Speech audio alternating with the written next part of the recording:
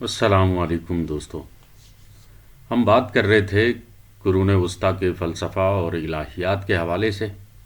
پچھلی گفتگو کو ہم نے اس سوال پر چھوڑا تھا کہ قرون وسطیٰ سے ہم کیا سیکھ سکتے ہیں۔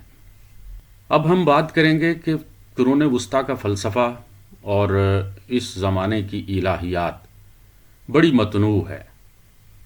قرون وسطیٰ کا دور فلسفہ اور الہیات کے روایتی تاریخی ادوار میں سب سے طویل ہے۔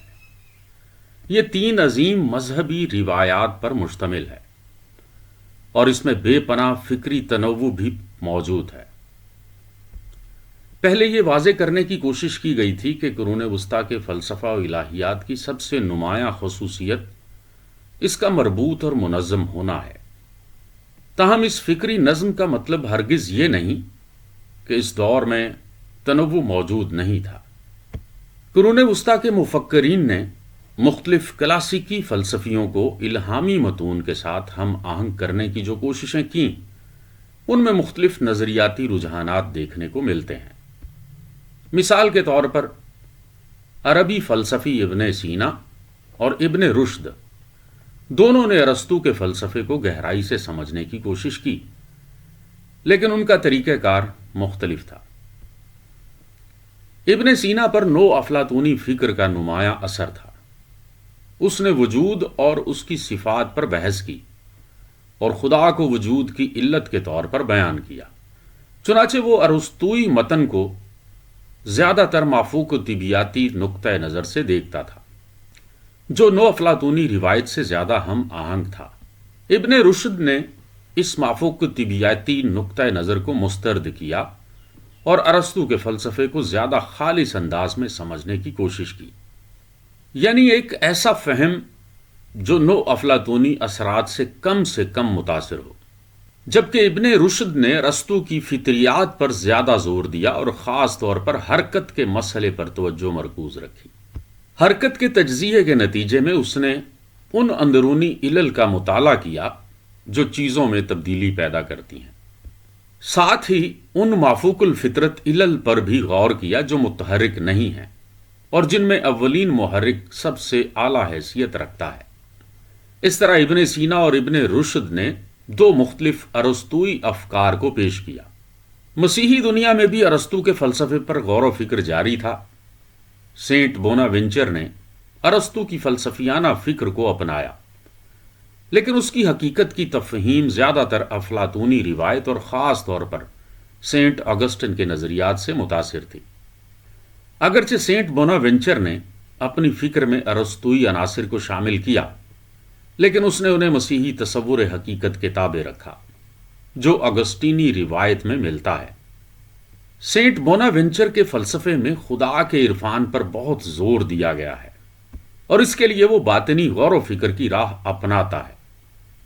وہ شعور، فیصلہ سازی اور ارادہ کی مختلف سطحوں کا تجزیہ کرتا ہے اور یہ ظاہر کرتا ہے کہ محسوساتی اشیاء میں ایک علامتی پہلو پایا جاتا ہے۔ روح وہ اعلیٰ مقام ہے جہاں یہ اشیاء ایک گہرا مانوی مفہوم ظاہر کرتی ہیں۔ خدا معنی کا حتمی سرچشمہ ہے جو روح اور تمام محسوساتی حقیقت کا خالق ہے۔ یہ اقتباسات محض ایک جھلک ہیں کہ قرون وسطیٰ کے فلسفیوں اور الہیات دانوں نے ارسطو کو کس طرح مختلف انداز میں پڑھا اور سمجھا۔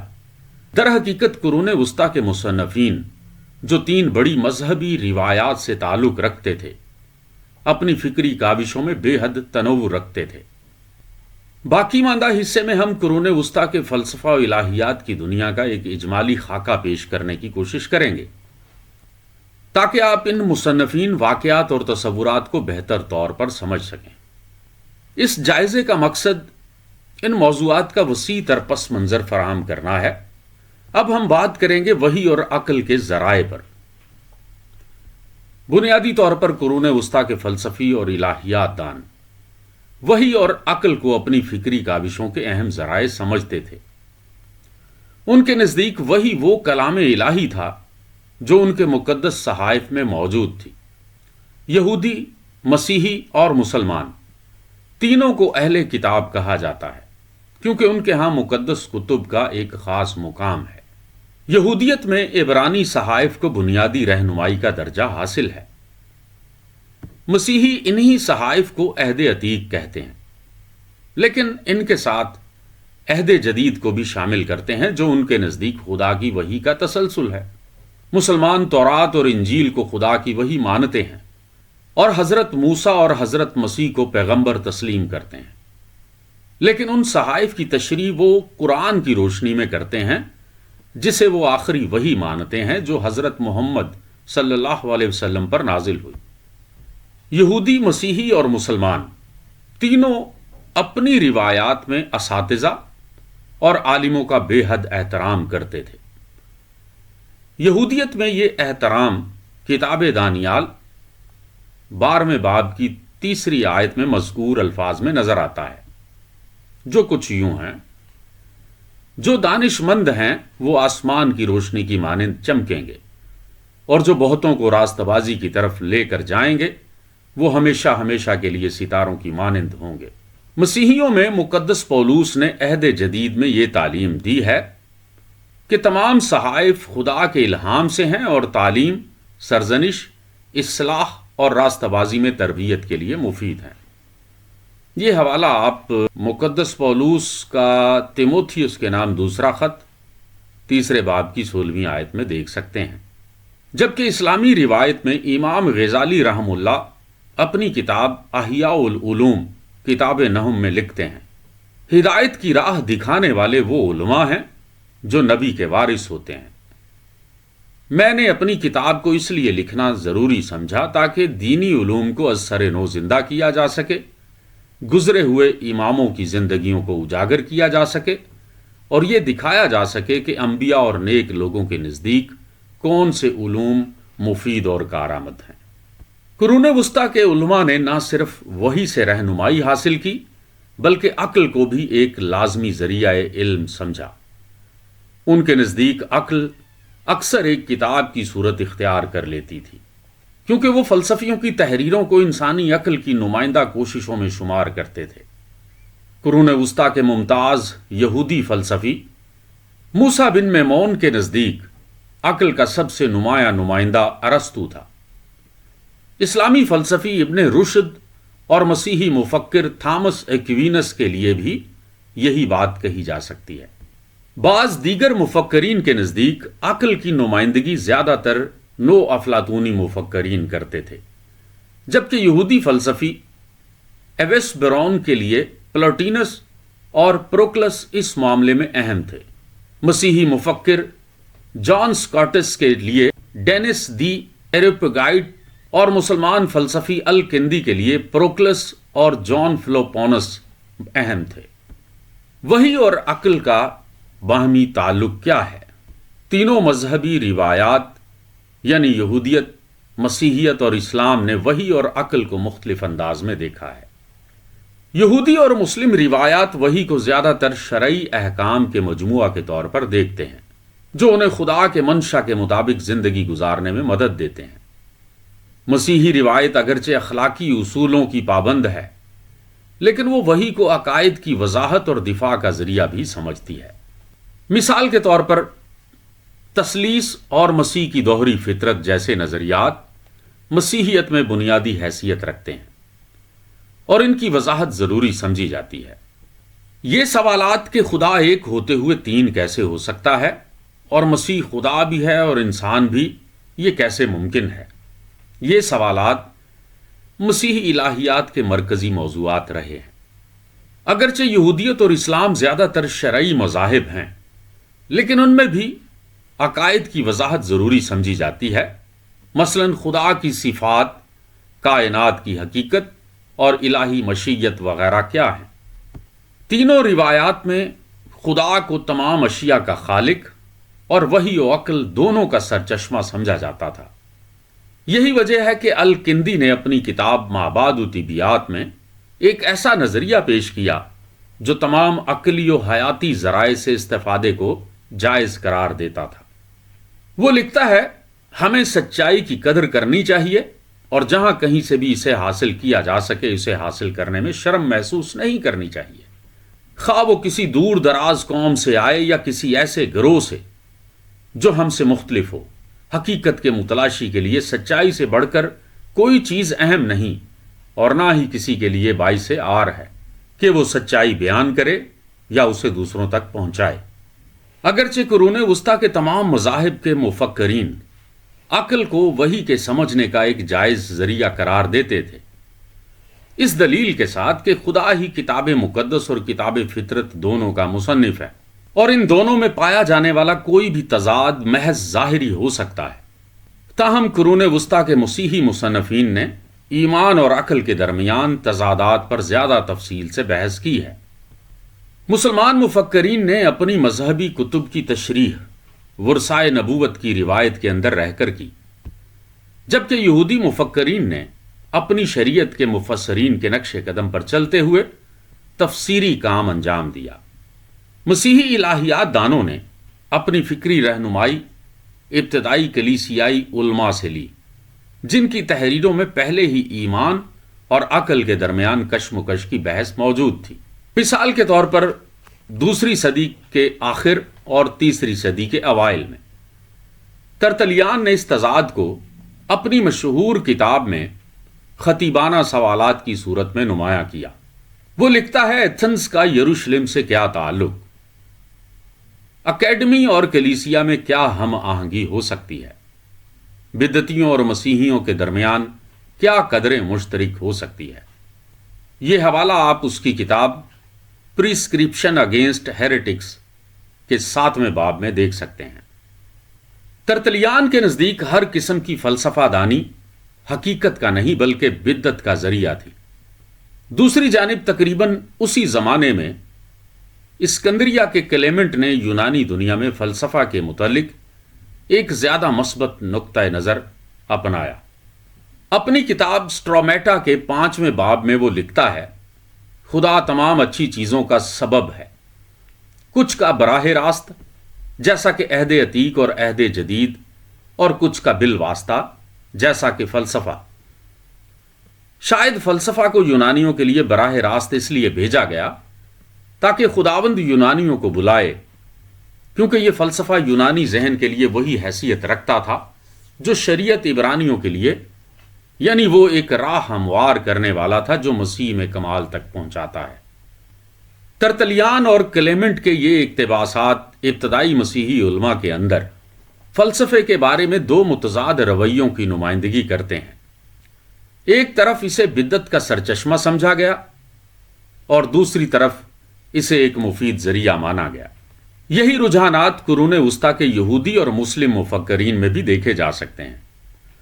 تاہم عمومی طور پر تینوں مذاہب کی فکری دنیا میں ایمان اور عقل کے درمیان کسی نہ کسی حد تک مفاہمت پیدا کر لی گئی تھی۔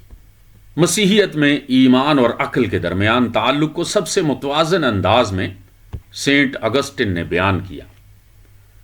وہ اپنی کتاب آن کرسچن ڈاکٹرن کی 2 جلد اور اس کے 42ویں باب میں لکھتا ہے، جس طرح وہ سونا، چاندی اور کپڑے جو بنی اسرائیل مصر سے لے کر آئے یروشلم میں حاصل ہونے والے خزانے کے مقابلے میں بے حد معمولی تھے، اسی طرح وہ تمام مفید علوم جو غیر اقوام کی کتابوں سے حاصل ہوتے ہیں مقدس کتب کے علم کے مقابلے میں بے حد محدود ہیں۔ اگسٹن مزید وضاحت کرتا ہے کہ اگر کوئی چیز مضر ہے تو وہ کتاب مقدس میں مذمت کے لائق ٹھہرائی جاتی ہے، اگر وہ مفید ہے تو وہ پہلے ہی ان میں شامل ہے۔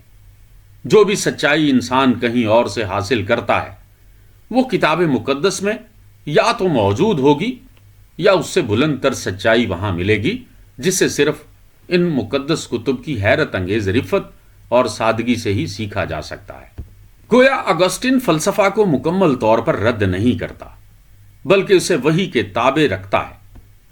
اس کے نزدیک تمام روایتی یونانی اور رومی علوم جیسا کہ علم نحو، خطابت، منطق، ریاضی، ہندسہ، فلکیات اور موسیقی، یہ سب علوم مقدس کتب کو سمجھنے میں مددگار ثابت ہو سکتے ہیں، بلکہ بعض اوقات ضروری بھی ہوتے ہیں، لیکن انہیں ہمیشہ الہی سچائی کی خدمت میں رہنا چاہیے۔ یوں قرون وسطیٰ کے تینوں مذاہب میں ایمان اور عقل کا رشتہ ایک مستقل فکری مسئلہ رہا۔ کچھ مفکرین نے فلسفے کو وحی کے مخالف سمجھا، جبکہ دوسروں نے اسے وحی کی تفہیم میں مددگار قرار دیا۔ تاہم عمومی طور پر یہ نقطہ نظر غالب رہا کہ عقل اور فلسفہ صرف اسی حد تک قابل قبول ہیں جب تک وہ الہی ہدایت کے تابع رہیں اور اسے مزید واضح کرنے میں مدد دیں۔ یہاں الہیات اور فلسفہ جیسے الفاظ کی وضاحت ضروری ہے، کیونکہ یہ الفاظ بار بار استعمال ہوں گے اور مختلف معنوں میں برتے جائیں گے۔ الہیات ایک بائبلی اصطلاح نہیں ہے، اور خاص طور پر لاطینی مغرب میں اس کا استعمال کم کیا جاتا تھا۔ ترتلیان نے اپنی کتاب ایڈ نیشنز میں ایک تقسیم نقل کی ہے جو رومی مصنف وارو نے پیش کی تھی، جس کا انتقال 27 قبل مسیح میں ہوا تھا۔ وارو نے الہیات کو 3 اقسام میں تقسیم کیا ہے۔ نمبر 1، شعراء کی الہیات۔ اس میں وہ دیوتا آتے ہیں جنہیں شعراء نے اپنے کلام میں پیش کیا۔ نمبر 2، فلسفیوں کی الہیات۔ اس میں وہ دیوتا آتے ہیں جنہیں فلسفیوں نے بیان کیا۔ نمبر 3، ریاستی الہیات۔ اس میں وہ دیوتا آتے ہیں جنہیں ریاستی نظام کے تحت پوجا جاتا تھا۔ وارو کی اس تقسیم کے مطابق الہیات دیوتاؤں کی تشریح کے ایک مخصوص زاویے کو ظاہر کرتی ہے، جس کی وجہ سے ترتلیان اور دیگر لاطینی مسیحی مصنفین نے اس اصطلاح کے استعمال سے گریز کیا۔ سینٹ اگسٹن کے نزدیک بھی الہیات وارو کے معنوں میں استعمال ہوتی، اور وہ اپنی کتاب دی سٹی آف گاڈ کتاب ششم میں ان تینوں اقسام پر تنقید کرتا ہے۔ اگرچہ وہ افلاطونی مفکرین کو اس لیے سراہتا ہے کہ انہوں نے خدا کو روح سے برتر اور کائنات کا خالق قرار دیا، تاہم وہ انہیں الہیات دان کہنے کے بجائے خدا کو جاننے والے کہتا ہے۔ لاطینی مغرب میں ایسا معلوم ہوتا ہے کہ الہیات کو بطور ایک مربوط مسیحی تعلیمات کا مجموعہ استعمال کرنے کا آغاز پیٹر ایبیلارڈ سے ہوا۔ وہ اپنی کتاب کمنٹری آن رومنز میں کئی جگہ تھیولوجیا کا حوالہ دیتا ہے، جیسا کہ وہ لکھتا ہے، لیکن ان مجوزہ سوالات کے جوابات ہم اپنی الہیات میں ہونے والے غور و فکر پر چھوڑ دیتے ہیں۔ تاہم ایسا لگتا ہے کہ ایبیلارڈ کی وفات کے بعد اس مفہوم میں الہیات کا استعمال کم ہوتا گیا۔ یہ اصطلاح 13ویں صدی میں دوبارہ البرٹ دی گریٹ کے ہاں ملتی ہے، جو غالباً ارسطو کے تصور کو ذہن میں رکھتا ہے جب وہ اس اصطلاح کا استعمال کرتا ہے۔ ارسطو اپنی کتاب معباد و طبیعیات میں، جو اولین محرک یعنی خدا پر گفتگو کے ساتھ ختم ہوتی ہے، اپنی تصنیف کو الہیاتی قرار دیتا ہے۔ البرٹ کا خیال تھا کہ جب ارسطو، جو صرف اولین محرک پر بات کر رہا تھا، اپنے علم کو الہیات کہہ سکتا تھا، تو مسیحیوں کو بھی، جو مقدس کتب میں منکشف ہونے والے حقیقی خدا کا مطالعہ کرتے ہیں، اپنے علم کو الہیات کہنے کی اجازت ہونی چاہیے۔ تاہم یہاں بھی احتیاط کی ضرورت ہے۔ 13ویں صدی کے وسط میں ریچرڈ روفس نے اپنی کتاب commentary on the sentences of Peter Lombard کے دیباچے میں الہیات کو صرف مقدس کتب تک محدود کر دیا اور اس اصطلاح کو کسی انسانی مطالعے پر لاگو نہیں کیا، چاہے وہ ان حقیقتوں کا مطالعہ ہی کیوں نہ ہو جو مقدس کتب میں منکشف ہوئی ہیں۔ وہ لکھتا ہے، یہ شرح ضروری معلوم نہیں ہوتی، کیونکہ یہ مجموعہ بذات خود الہیات نہیں ہے اور نہ ہی اس کا کوئی جزو ہے۔ الہیات صرف اور صرف مقدس کتب ہیں جو اپنے اندر مکمل اور ہر لحاظ سے کامل ہیں، اور انہیں اس کی یا کسی اور مجموعہ کی ضرورت نہیں، بلکہ ایسے مجموعے محض ان باتوں کی جزوی وضاحت ہیں جو مقدس کتب میں کسی حد تک پیچیدہ انداز میں بیان ہوئی ہیں۔ پس یہ وضاحتیں مفید ضرور ہیں، لیکن اصل علم الہیات کا حصہ نہیں ہیں۔ 14ویں صدی کے آغاز میں پیرس میں ڈومینکن ڈورنڈس نے، جیسا کہ آگے دیکھا جائے گا، یہ اعلان کیا کہ جب ہم پوچھتے ہیں کیا الہیات ایک علم ہے، تو اس وقت الہیات کی اصطلاح کے کئی مفہوم ہو سکتے ہیں۔ یعنی الہیات سے مراد صرف مقدس کتب ہو سکتی ہیں۔ الہیات سے مراد وہ مطالعہ ہو سکتا ہے جس کے ذریعے مقدس کتب میں موجود تعلیمات کو ان ذرائع کی مدد سے واضح اور دفاع کیا جاتا ہے جو ہمارے لیے زیادہ معلوم و معروف ہیں۔ الہیات سے مراد وہ علم ہو سکتا ہے جو مقدس کتب کے اقوال سے مزید نتائج اخذ کرتا ہے، بالکل اسی طرح جیسے مقدمات سے نتائج نکالے جاتے ہیں۔ مختصراً قرون وسطیٰ میں الہیات کی اصطلاح کے کئی مختلف معنی تھے۔ یونانی اصطلاح فلسفہ، جس کا مطلب حکمت سے محبت ہے، لاطینی روایت میں بھی منتقل ہوئی اور اس کے کئی مفاہیم سامنے آئے۔ اس اصطلاح کی ابتدا فیثاغورس سے سمجھی جاتی ہے، جس نے خود کو حکمت والا کہلانے کے بجائے محب حکمت کہلانے کو ترجیح دی۔ رومی دنیا میں سسرو نے فلسفہ کو ام الفنون قرار دیا۔ سینیکا نے فلسفہ کو ایک زیادہ فنی انداز میں تقسیم کیا اور رواقی افلاطونی ماڈل کے تحت اسے 3 اقسام میں بانٹا۔ مثلا نمبر 1 منطقی فلسفہ یعنی منطق، نمبر 2 طبیعیاتی فلسفہ یعنی طبیعیات، نمبر 3 اخلاقی فلسفہ یعنی اخلاقیات۔ جبکہ ارسطو نے ایک متبادل تقسیم پیش کی جسے بوئتھیوس نے اس کے کاموں کی چھان بین سے اخذ کیا۔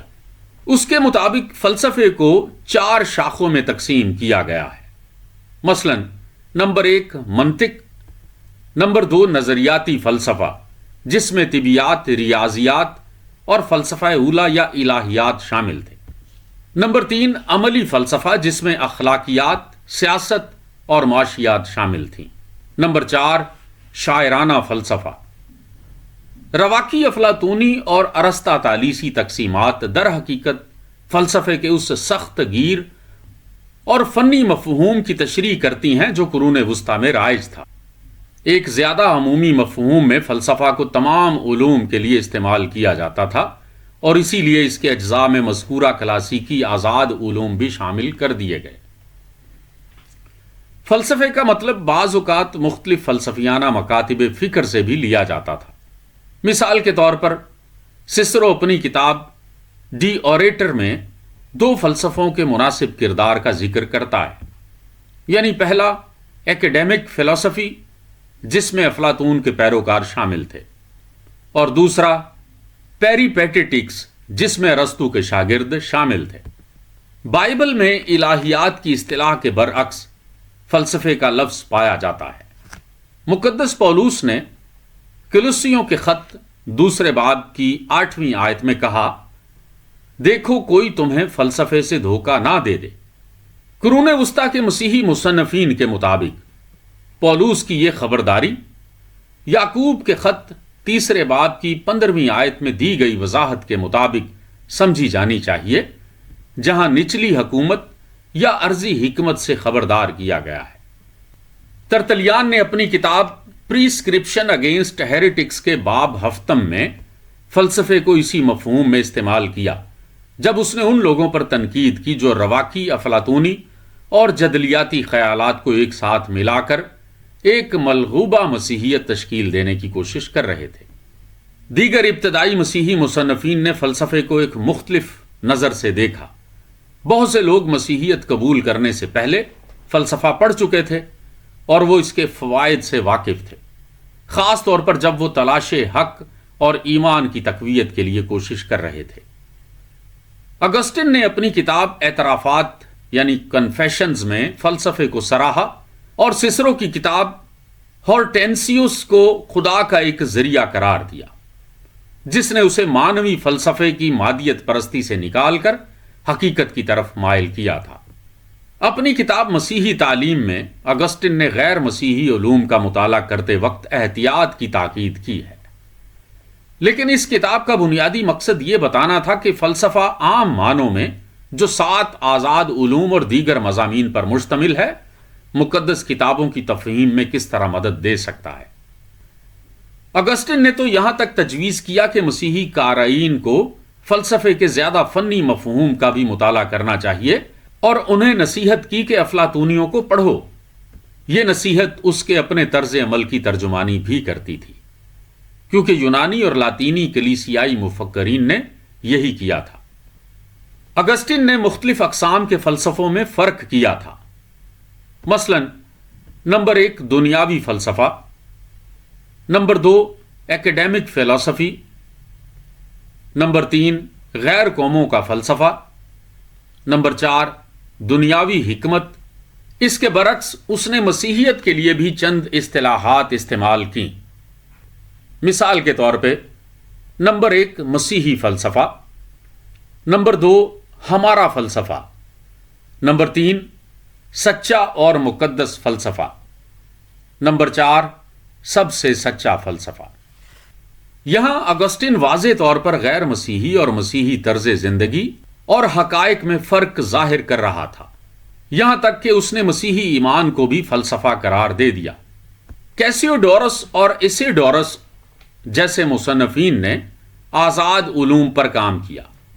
اگسٹن کے مسیحی تعلیم کے نصاب میں استعمال ہونے والے غیر مسیحی عمومی علم کو کیرولنجین دنیا تک منتقل کرنے میں مددگار ثابت ہوئے۔ شارلیمان کے تعلیمی رہنما الکوئن نے اپنی تصنیف آن گرامر میں ٹریویم اور کوڈریویم کو فلسفے کے 7 مدارج کہا جو انسانی ذہن کو مقدس کتابوں کی بلندیوں تک لے جانے کے لیے ضروری ہیں۔ اگسٹن کے نقطہ نظر نے دنیاوی فلسفہ اور مسیحی فلسفہ کے درمیان جو فرق واضح کیا تھا وہ عملی زندگی میں بھی نظر آتا تھا۔ جب فلسفی کی اصطلاح استعمال کی جاتی تھی، مثال کے طور پر پیٹر کومیسٹر نے سینٹ اگسٹن کے جشن کے موقع پر ایک واز میں اگسٹن کی ماں سینٹ مونیکا کو یہ دعا کرتے ہوئے دکھایا کہ خدا میرے بیٹے کو فلسفی کے بجائے ایک کیتھولک بنائے۔ اسی مصنف نے ہوریس کو بھی فلسفی کہا کیونکہ وہ دنیاوی حکمت کا پیروکار تھا، نہ کہ آسمانی حکمت کا۔ تاہم پیٹر ایبیلارڈ کے شاگردوں نے اسے ایک بالکل مختلف اور مثبت معنوں میں فلسفی کہا کیونکہ وہ ایمان کے اسرار کے ایسے عقلی دلائل فراہم کرتا تھا جو طلبہ کی علمی تسکین کا باعث بنتے تھے۔ ناظرین، اگلی گفتگو میں ہم یہ دیکھیں گے کہ 13ویں صدی کے یورپ میں فلسفے کی کیا صورتحال تھی۔